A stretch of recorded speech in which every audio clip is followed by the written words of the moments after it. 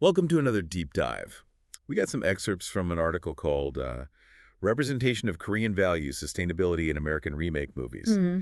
And I gotta say, this is a really fascinating look at how stories kind of shift when they cross cultures. Yeah, So ready to unpack how Korean values make their way into American remakes, even if they're not always box office, hits. absolutely. It's so fascinating how certain values uh, manage to persist even when the cinematic language changes. Like a cultural translation, right? Right. Like how do you take the essence of something so rooted in a specific society Yeah. and make it relatable to like a totally different audience? Exactly. And it's even more complex when you consider the global landscape. Yeah. Um, American pop culture is like a dominant force. Just think about how ubiquitous brands like McDonald's or Coca-Cola are. Oh, absolutely. It's everywhere. Yeah. But then you have the rise of Korean pop culture in the 21st century, Yeah. K-pop, K-dramas, Right. and of course cinema. Yeah. It's this incredible surge in global influence. Yeah. And Hollywood naturally wants in on the action. Of course. That's where we see this trend of American remakes of Korean films. But success isn't a given, especially with like cross-cultural adaptations. Right. It makes sense. You can't just like transplant a story wholesale. You have to find a way to bridge the gap between the original cultural context and like the expectations of a new audience. Exactly. It's a very delicate balance. Yeah. And that's what makes this deep dive so interesting. We're looking at specific Korean values that somehow make it through this trans-Pacific journey. Okay, so let's talk about those values.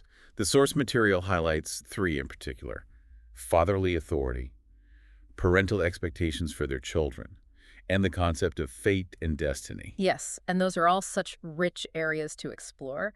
Let's start with fatherly authority. I think it's pretty clear that Korean and American family structures have some like fundamental differences. Right, like we often think of American families as more egalitarian, Hmm. where everyone have a voice. But in Korean families, there's this strong emphasis on hierarchy, often rooted in Confucianism, where the father figure holds a pretty powerful position. Absolutely. Yeah. And what's fascinating is how this difference plays out in the films. Hmm. Take Ilmar, for example, which was remade as The Lake House. Okay, yeah, I've seen both of those, so I'm curious to hear your take. Well, in both versions, the father figure is depicted as a successful architect. But it's not just about his professional achievements. There's a scene where the male protagonist, who's also an architect, is showing his father a design, hoping for, like, approval. Oh, I remember that scene. Yeah. And the father's very critical, almost dismissive of his son's work. Exactly, and that scene highlights how the father's opinion carries so much weight.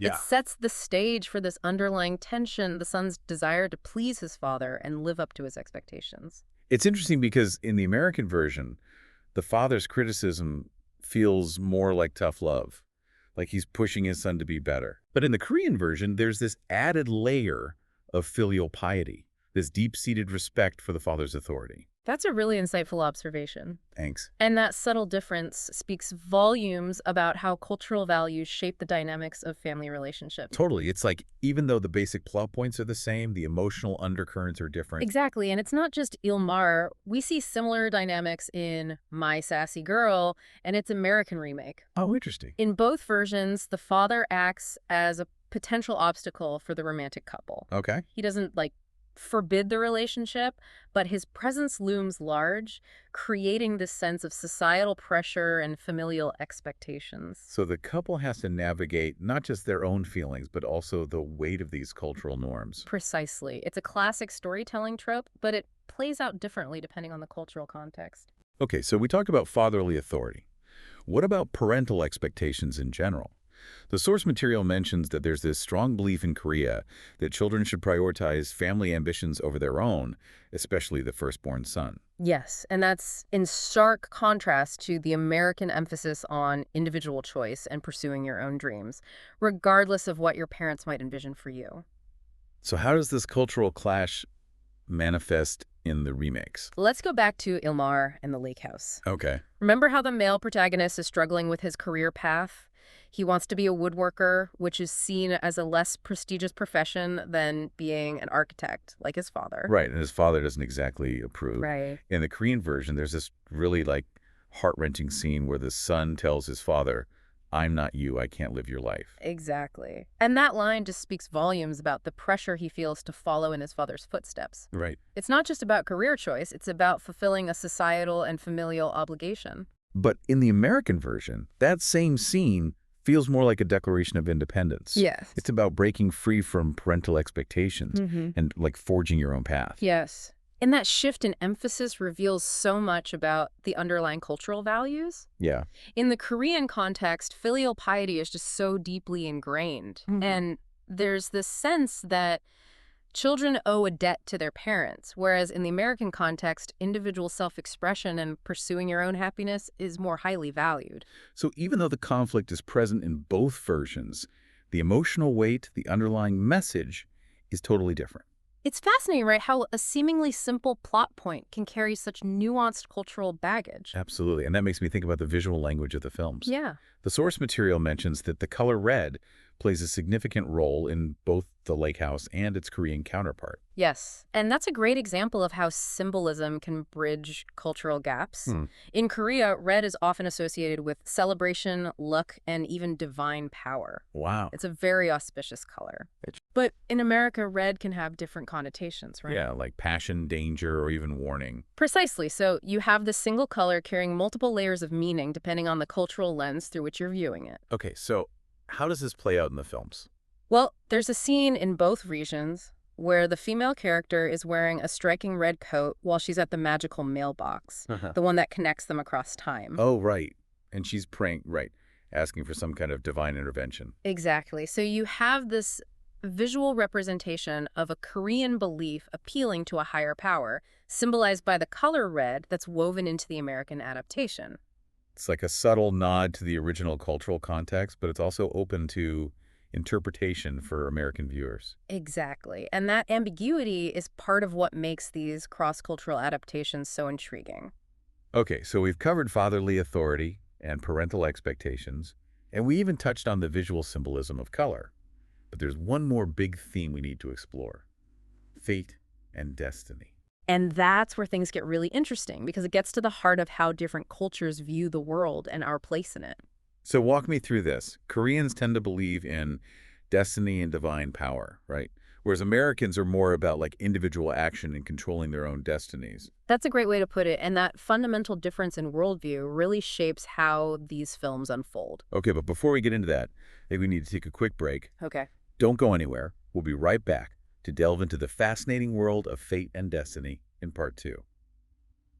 So we were talking about how Koreans tend to have a stronger belief in fate, destiny, maybe even divine intervention. Right. How does that contrast with the typical American mindset?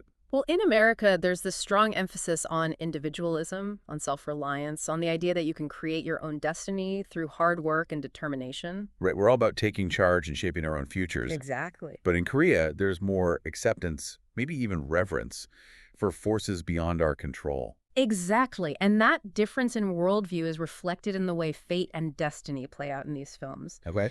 Take the lake house, for example. Yeah.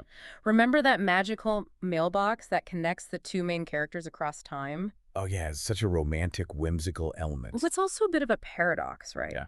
Because on the one hand, it suggests that their connection is fated, destined to happen. Right. But on the other hand, they have to actively choose to communicate, to write letters, to keep that connection alive. So it's not just about fate, it's about how they respond to it, how they choose to act Yeah. within the parameters of this seemingly predetermined connection. Exactly. And that's where we see this interesting blend of Korean and American sensibilities. Yeah. The Korean concept of fate is present, Mm-hmm. but it's tempered by the American emphasis on individual agency. I see. Yeah. I'm also thinking about that red coat we talked about earlier. Right. In the Korean context, the color red can symbolize divine power, luck, maybe even a connection to the spiritual realm. Mm-hmm. But how does that translate to an American audience? Well, that's the beauty of symbolism, isn't it? Yeah. It can be open to multiple interpretations. Right. In the American context, the red coat could be seen as a symbol of passion, of boldness, of a woman who's not afraid to stand out and take risks. So it's not necessarily about fate in a mystical sense, Right. but more about the choices she makes, the Yeah. way she asserts her own agency within the narrative. Precisely. And that's where we see the filmmakers adapting the original Korean story for a Western audience. Mm. They're retaining certain symbolic elements, but they're also recontextualizing them, Yeah. giving them new layers of meaning. It's almost like they're creating a dialogue between these two different cultural perspectives. That's a great way to put it. Yeah. And that dialogue is what makes these cross-cultural adaptations so fascinating. It's not just about translating a story from one language to another. It's about finding those universal themes that resonate across cultures while also acknowledging the specific cultural nuances that make each story unique. So when it comes to fate and destiny, it's not a simple case of one culture believing in it and the other dismissing it. Right. It's more about how those beliefs are expressed, how they shape the character's actions and choices. Exactly. And I think that's a really valuable takeaway from this deep dive. Yeah. It's tempting to generalize about cultures to say that Koreans believe this and Americans believe that, Right. but the reality is much more complex and nuanced. It's like those cultural values are threads that get woven into the tapestry of the story. They're not always visible on the surface, Yeah. but they add depth and texture to the overall experience. That's a beautiful analogy. Thanks. And it speaks to the power of film to transcend cultural boundaries, to tap into those shared human experiences that connect us all, regardless of where we come from. Okay, so we've explored fatherly authority, parental expectations, and this fascinating interplay of fate and individual agency. But there's one more piece of this puzzle that I'm really curious about. And what's that? The audience. Okay. Specifically the female audience. The source material mentions that these romantic films, especially the remakes of Korean hits, tend to be targeted towards women. Right. What do you think is driving that? That's a great question, and it's definitely something worth exploring. After all, it's the audience who ultimately determines the success or failure of a film. Right. So let's delve into that in our final act. We left off talking about the audience and specifically how these films often resonate with women. Right. Why do you think that is? Is it just because they're romance stories, or is there something like deeper at play? It's definitely more nuanced than just, like, genre appeal. Yeah. The source material suggests these Korean values we've been discussing, the emphasis on family, the tension between tradition and modernity, Yeah. this longing for connection. They often speak to women on a deeper level. Yeah, it's like those themes are tapping into, like, a universal female experience, right? Like navigating complex family dynamics, balancing personal aspirations with societal expectations. Exactly. Think about My Sassy Girl, for example. Okay. Both the original and the remake feature a strong female lead who's both vulnerable and fiercely independent. She's struggling to find her place in the world, dealing with heartbreak and loss, but she's also determined to live life on her own terms. And it's not just about finding a romantic partner. Right. It's about finding yourself, your voice, your purpose. Precisely. And that journey of self-discovery, that struggle for agency and authenticity, is something that resonates deeply with many women, regardless of their cultural background. It's interesting because in many mainstream Hollywood films, female characters are often relegated to supporting roles, Right. love interests, or damsels in distress. Yeah. But in these Korean remakes, the women are often the driving force of the story. That's a great observation, and it goes back to what we were discussing earlier about cultural differences. Korean cinema, in general, tends to portray women in more complex and multifaceted ways. Yeah. They're not just objects of desire. Right. They're fully realized human beings with their own dreams, ambitions, and flaws. So in a way, these remakes are introducing American audiences to a different kind of female protagonist. One who's more relatable, more empowering, more representative of, like, the modern woman. I think that's a big part of their appeal. Yeah. And it's not just about strong female leads. Right. These films also explore themes of sacrifice, compromise, the complexities of love and relationships in a way that feels authentic and emotionally resonant. It's like they're offering a more nuanced perspective on romance. Yeah. One that acknowledges the challenges and rewards of building a life with another person. Exactly. And that's something that resonates with audiences of all genders, Yeah. but perhaps particularly with women who are often socialized to prioritize relationships and emotional connection. So it sounds like the success of these Korean remakes Yeah. is partly due to their ability to connect with female audiences on this deeper level, Right. to offer stories that feel both familiar and, like, refreshingly different. I think that's spot on. And it's a testament to the power of cross-cultural storytelling. Yeah. When done well, it can open our eyes to new perspectives, challenge our assumptions, Mm. and ultimately enrich our understanding of ourselves and the world around us. This has been a really enlightening deep dive, but before we wrap things up, I have one last question for you. Okay. We've been talking about how these Korean values are adapted for American audiences. Right. What are some of the strategies filmmakers use to make these stories relatable to a Western audience? Well, one common approach is to streamline the narrative. Okay. They might focus on the core elements that have universal appeal, the love story, the emotional conflict, those themes of fate and destiny. So they're keeping the heart of the story intact, but maybe trimming some of the cultural specifics that might be unfamiliar or confusing to a Western viewer. Exactly. It's about finding that balance between authenticity and accessibility. Hmm. They might also adjust the pacing, add some humor, maybe even introduce new subplots or characters that feel more in line with, like, American storytelling conventions. So it's not just about translation. Right.